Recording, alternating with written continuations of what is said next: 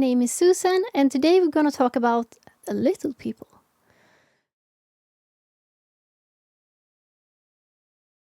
Little people, gnomes, leprechauns, whatever one should call them. In Sweden, we just have one word basically. Småfolk.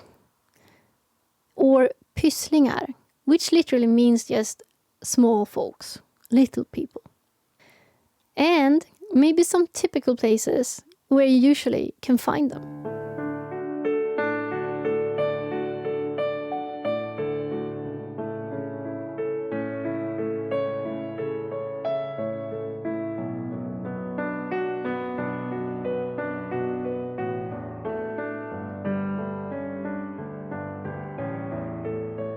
And what's so fascinating about this subject is that I'm going to be talking today about other dimensions. What they are, how they interact, why they interact, how you can interact with them if you're interested. I'm going to tell my personal stories of my encounters with them in Sweden, and I am so curious to hear how they appear in the country that you are from. If you had any encounters of these sorts, I would love to hear in the commentary. Everyone would love to hear in the commentary, so please share if you had any of these encounters.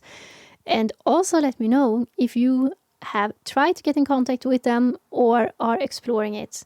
Everything related to this, please let me know.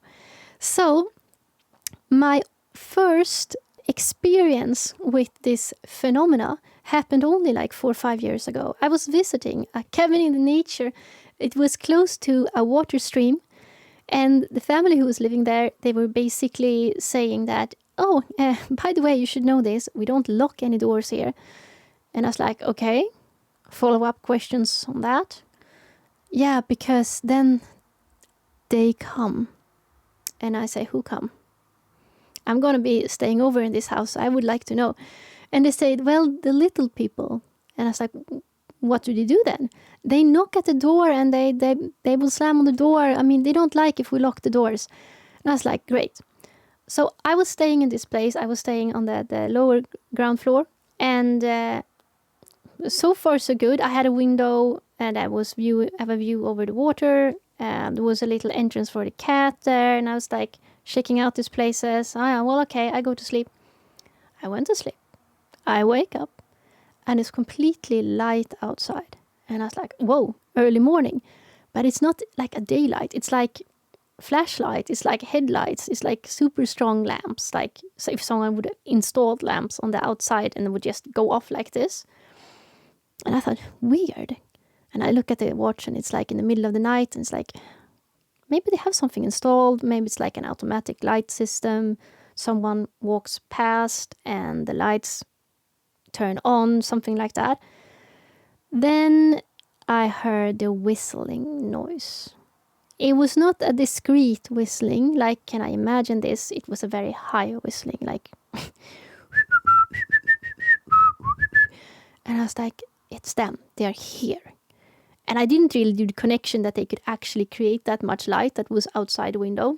I was so sure that I would see them physically appear because they already evoke all my other senses. I could hear them clearly. I could like start whistling together with them. I could see the light. I could see the light. Yeah, but I could see their light show. When I woke up, I asked, do you have any lights installed there? And they said, no, we don't have any lights installed. And that makes sense because it would be kind of weird to have lights installed there. Anyways, so I realized that they can turn on that much light. And up till then, I had never perceived them. I didn't see them physically, but they were with me nevertheless because of all the other senses that perceived them. That whole area was a bit more open than other areas. Usually gonna find this, that it's gonna be places in nature where things is just gonna be more open, dimensional wise. And in these areas, sometimes there are more like UFO sightings and ghosts. And in this case, little people, other dimensional beings. It's usually like if a place is open, a lot of stuff can appear there. You can perceive more things. So after that, when I could get in contact with them, they started to ask for things like they wanted blueberries. It was in the middle of the winter, and I said, great, of course you want blueberries in the middle of the winter. I eventually went and got some blueberries for them. And it was like, this is such a cliche. Like everything I've heard about these little people is that they like berries, they like crystals, they like to live in these typical little people's houses. Like you put a little small door and a small window and they think, great, that's for me. And I was like, why is this like cliche? Why is it like this? Are all these things gonna come true now? Then I heard that the son, who was also staying in a house nearby, he had decorated a stub on the outside. Not particularly to like for the sake of the small folks. He didn't like particularly believe in them, I guess, till he had encounters that, I don't know. But when he did this, apparently he didn't have any like thought about it. He just thought it was funny. He decorated his tub with a little door and with some windows. And it was crazy amount of energy around that. I mean, even if you are not even psychic or perceiving things, you must have felt that. It was like a radiance around the whole stub, like vibrating with life. After that, it was very easy for me to perceive them. And I had a live, because I do a live show every week in Swedish on my member site. And someone asked in the live chat about this small folks. And I was like, ooh, should I address this? Because whenever I work, I use my site, so I'm always tuned in. And I knew that I would be tuning into them if I answered this question. But I said, what could go wrong? Well, what could go wrong is that the minute I addressed that question, the live show broke down. First, it like flimmered, then the whole like video image turned off. And when it came back on again, because everything broke, when it came back on again, I was like, was this because I addressed the question, what's going on? Then things started to flimmering again with like the video camera, and I thought, okay, something is going on. And then something runs straight in front of the camera. I know it's a troll. I just know it's a troll. And I think, oh my God, am I the only one watching this? And then everyone in the live chat, no, I saw it too. And then the camera started to shake. And someone said, oh my God, now they are on the camera. I can see them. Like they are jumping up and down and like hanging in the camera. And that was like too much. Like you just think about them. And then all of a sudden they are there. And they are having such an impact on our physical dimension here that apparently they can make the camera move. They can appear at least like a shadow, so you can actually see it with the camera. So how do you use sight? How do you perceive them? If you're interested in getting in contact with them. What I do when I use my sight is that I just focus on something. Like if I would focus on this crystal, I just look at it. And then I get the feeling of it. And then I look at that feeling, perception, and I can understand what it is understanding. I can even understand the stuff that the thing is looking at. So I can travel with this understanding. Very useful. So if I'm tuning in on a person, I can even understand the stuff that person is looking at. I can't understand the stuff that person is looking at perfectly. I can only understand what that person is perceiving from the object that he or she is watching. That's the only drawback. So what I noticed is that, first of all, people don't even understand themselves. I see them expressing. If you are expressing yourself to me, I'm going to listen to what you say and what you appear to believe about things. But then I'm going to tune into your structure. And that is how I guide people. Because then I tune into your real structure, your more genuine structure. And I can see, well, now you're lying to yourself. Or that's clearly not the right path for you, is it? I mean, here are you. And you're talking about stuff here. This is you. This is what you manifest. This is you. And of course, when I look through their eyes and they're looking at something, I see their perception of things.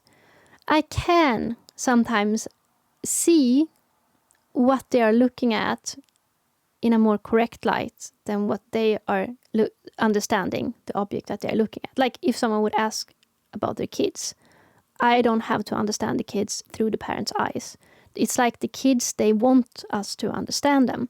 So I perceive that they send their message like through this channel, so I can see them more clearly, and I can explain to the parent, your 3 kids, they interact like this and this because they perceive this and this about you. So you kind of can get all that info, and it's very fascinating. So this is something I believe that you can at least start to train yourself in doing. And I think communicating with the little people may be the easiest step. So this is what you can start doing. If you ever notice that you watch a movie and you get a particular feeling around that movie or particular energy or vibe, that is because you are starting to perceive its energy pattern.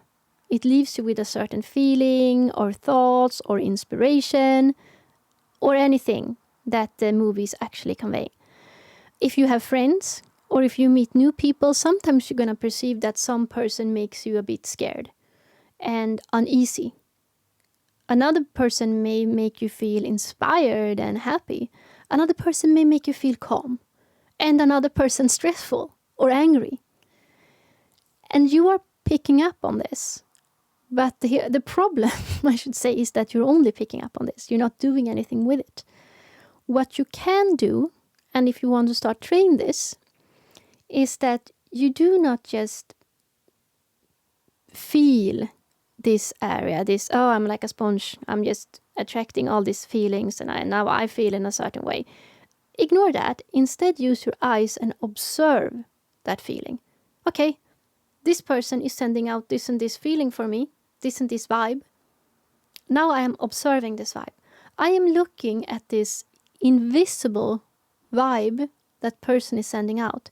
So even if I can't physically see it, I feel it. So I'm gonna imagine that I can look at this vibe, this feeling. And you just stand in that imagination. You keep focusing with your eyes on that feeling, that vibe. And see if you start to perceive another story. This is the same you do with everything. You are only interpreting what is vibing all around you.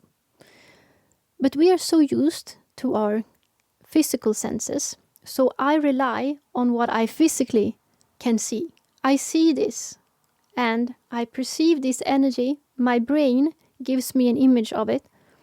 Or I hear something. You all heard this story. If a tree falls in the forest, but no one is there to watch the event, does it make a sound? And some people, they do not understand this story. What does it mean?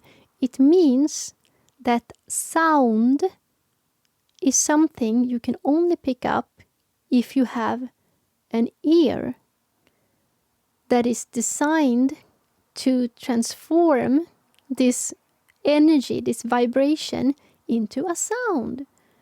So if I don't have ears, and if no one is around that tree who has ears, you couldn't say that it makes a sound. Weird, isn't it? So if I would record the event, but I wouldn't record the sound, so to speak, that vibration we pick up as a sound, it would only be an image. So nothing is anything in particular unless there is something there to catch it. Like Ghostbusters, catch the ghost. So nothing is in itself, but we are translating it.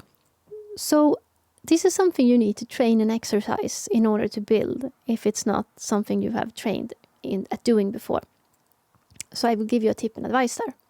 So for example, if you communicate with animals, you can't rely on talking. You know you have to use some other sense. So if you use sight, you can do the same. You can focus on your cat and just focus on your cat. Look at its eyes and vibe with the energy. And eventually, some other system of you that you haven't discovered yet is going to translate that vibe and give you an answer. So this type of translation did not come from your eyes or from your ears. it came from another sense that you can learn to develop. So you start translating this, and you might understand it as concepts, as pictures, images, feelings. You just get it without being able to explain which sense picked it up. I just call it sight, meaning that you have an ability to see, and to see is to understand, to grasp, where you don't need to use your physical eyes as your only way of translating the energy forms around you. So you can do this and you can start practicing it. Now, what is this phenomena? What is these little people? Where do they live? How does this work? Why is it such a cliche that they act in a certain way? First of all, you're going to find them where there is life and vibration. You're not going to find them in sterile milieus. They are where life is, not where anti-life is.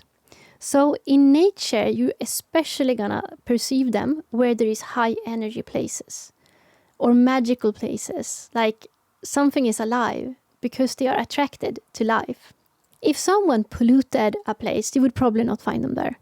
So they need life and energy and vibration. Therefore, they will be attracted to berries, but not all are like fake foods or dead foods. They are truly the vegans because they need to be alive stuff. And like with crystals, they will perceive that as energy. So unless you don't have to be in nature to perceive them. If you are at home and you have a lot of plants or maybe crystals, and you know that you are often connected, you try to communicate with the plants, you are connecting upwards, it's a high likability that you have these small folks there because they're attracted to that places.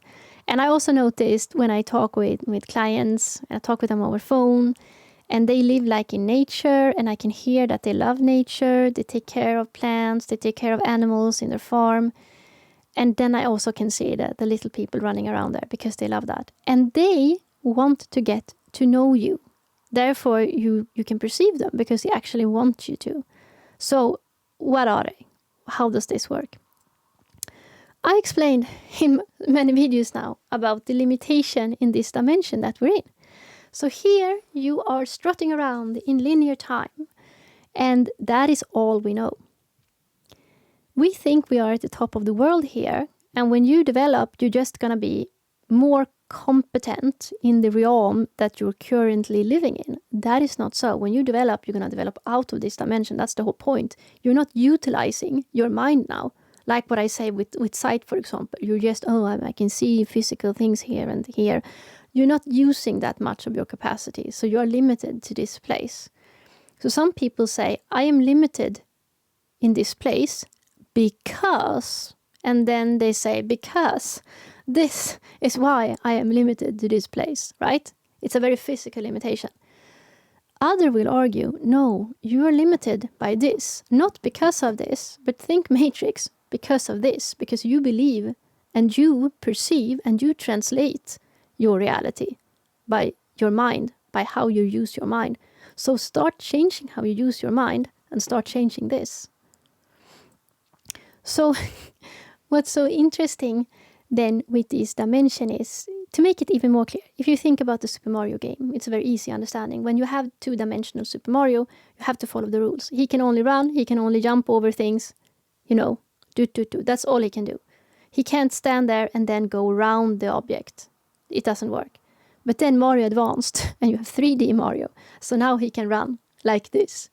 A lot of more possibilities. So what happens if you increase these dimensions? What happens then? So I will argue that the little people here are from the 6th dimension. They don't care about our problems here, and they are not limited by them. That means when they interact with us, they're not gonna care about your particular problems that you are experiencing here. And can we blame them for that? So much of our problems here are made up problems. I often make the joke that, like, if you take your pet dog and you dress him up in nice clothes and you give him a title, you're gonna laugh. But we don't laugh when we do it to ourselves. And for some reason, I never made sense of this. I never made sense of this. I'm contemplating racism, that because humans can detach themselves from plants and especially animals and think that they are so much more intelligent than animals and better than animals. So of course the animals can't wear clothes. They can't even get a job for themselves. So how can they wear clothes and have a title? They can't even read. Some kind of major racism going on there. So they don't think it's strange that they can wear clothes and have titles, but they think it's extremely funny if an animal has it. Well, if you are thinking it's funny when some other being do the very same thing that you are doing, you should start to question yourself, or at least not take yourself too seriously. So when you encounter those beings from 6th dimension, they still want to get to know you. In this regard, all life is the same. A little baby tries to understand its environment. It wants to ask questions. It wants to get to know things. And it's the same with this. These 6-dimensional beings, they want to get to know you. Okay, there are other types of beings in the 6th dimension, not only the little people. I have to say that, of course, because otherwise this is going to sound strange. But in this case, they want to get to know you. And they can understand that we are limited in this dimension. They may not understand the rest of your problems. They may not understand why you don't laugh, why you're not happy. Many, many times when they do these practical jokes that they are so famous for doing, they do that because they want you to laugh with them. They don't understand how to get in contact with you. They don't understand why you look so serious, why you sit in your car, why you drive to a job that you don't even like. They don't understand that. They literally don't understand that. So every time they do something funny, I was going to say, make your car so your car won't start in the morning. Just to remind you that, why are you doing something you don't like? They are like interrupting this control pattern we have here, and to say you can create anything you like. Look at us. What's the problem? And yeah, they have a point in that. What's the problem? Because we may think that we are very smart. Yeah, but we are very intelligent. Look at the animals, not as intelligent. Yeah, but let's break down this intelligence a bit, shall we? The only reason why people are intelligent here is because they need to be exercising their brain in a certain way just to get their basic needs met. That is not the same as being intelligent. Like, if I want to live in a nice house, I must have a lot of money. And if I want a lot of money, I must have a very good work, very good job. And if I want to have a very good, high-paid job, then I must be educated.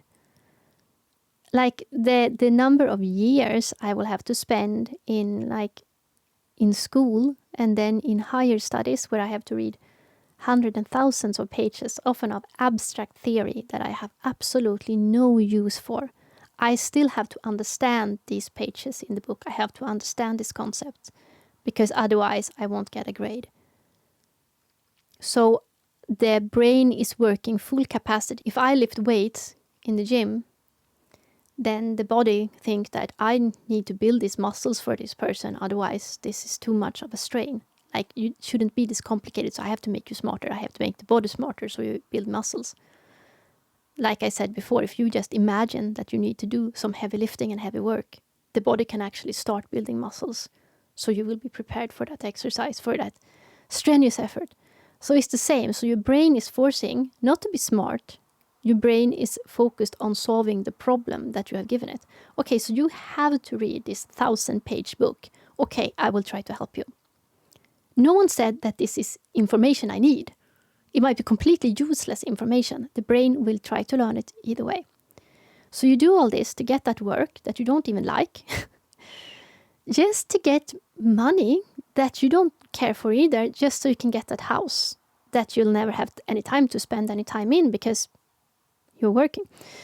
And the small folk here, they will not understand this. They will not understand what the heck we are doing. They will not understand what's so intelligent about our plan here. So in a certain sense, what can they teach us? They can teach us perspective. So you think you're intelligent just because I'm very intelligent. Look what I can do and I can get this title. Yeah, but you see, rest of life is not interested in these titles. They think you are pretty stupid and they have no idea why you're chasing after what you're chasing after and why you're also miserable.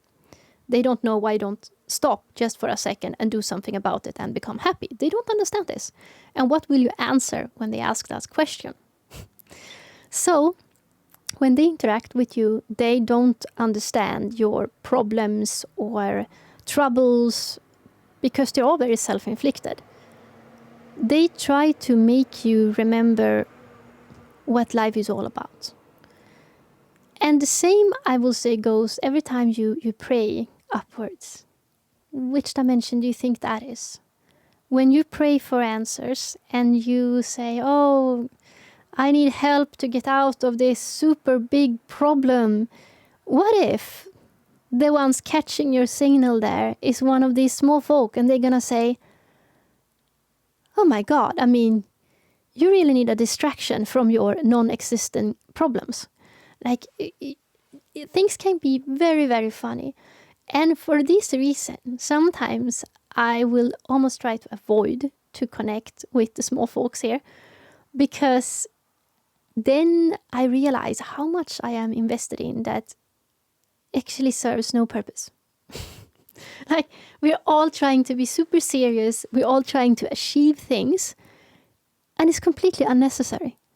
We are doing this enormous work to reach something we could just have walked straight into. A perfect example of this, a very successful businessman is out in the nature and fishing and meets a fisherman. And he says, like, this is his dream. It's so lovely to be here and fish. And finally he can do that. And he apparently created a big company. It took him all his life to create this big company. And he has everything set up and everything. And now he finally has money so he can travel and just relax and do fishing as he likes to do. And this other man, well, said like, yeah, well, welcome to my life, basically. And it's like, okay, so do you need to do all this extra exercise in your life to just allow yourself to do what you want to do? And what do we want to do? Fishing is one example, but what it really comes down to, when I speak with the little gnomes, whatever we should call them, they may be different in that they're not stuck in this dimension, but they still communicate. They still love to explore. They love to relate to other beings. We all love to relate to other human beings. We would be miserable if we were alone. We love that, and still we don't really do it. Or we maybe be limited to a certain group of people. I don't know. But we're not exploring. And even in school, we are not really encouraged to explore. You're encouraged to give the right answer to something. It stifles your creativity. It absolutely stifles your way of using extra senses. In school, you're basically brainwashed to how stuff works. Even if we know it doesn't work like that. We come so far from classic physics to understand quantum mechanics. But even then, we are kind of brainwashed. Oh, you have to be super smart to understand quantum physics. Well, explain this to me. If I have to be so super smart to understand it, I am in a body. I'm apparently using some kind of conscious emerging from somewhere. If this body is that complex and complicated, then why am I not that complex and complicated, so to speak? Of course, I can access the same functions as my physical universe is working in. If I understand now that physical universe is operated by this quantum mechanics, then of course my brain and system and interaction with this is functioning in the same way. How can you even, in your wild, crazy logic, dissociate from that fact? And yet, it's like, oh, I have to be super smart to do that. I can't do that. Or only that magical Harry Potter figure can do that. That makes no sense. Makes no sense. Of course you can do the same as everyone else. You have the same system as everyone else. It's only here, think matrix, it's only here what you accept you can do, that you can do. And if you refuse, then of course you can't. If I say, can you please sing? And you say, no, I won't sing, then that's the end of discussion. You have to do it yourself, of course. So this is all very fascinating. So if you want to start exploring this, then start with my suggestion of looking at something and observing the energy. You can do it with objects. You can start doing with people you encounter. Even if they try to explain a certain thing to you, observe them a bit longer and see if you see the real truth. No, you're not really accurate here. I sense something else. Or if you talk with your pets at home, really try to look at them and observe them until you receive what they're actually saying. Start exercising this function in you. How does that sound? And if you are brave, you can get in contact also with the little people. You can find them in beautiful nature areas or maybe around your plants at home. And just see if they're there. They often want contact. Start exploring life. Here in Sweden now we have summer. So this is a perfect time for us to be out in nature and exploring. So I would love to hear your stories from whichever country you are watching. Have you encountered anything like this? How do they look from where you are? Does this seem new to you? Does this seem like something you would like to try out? Please let me know. Okay, that was all for now. More again next week. Bye for now.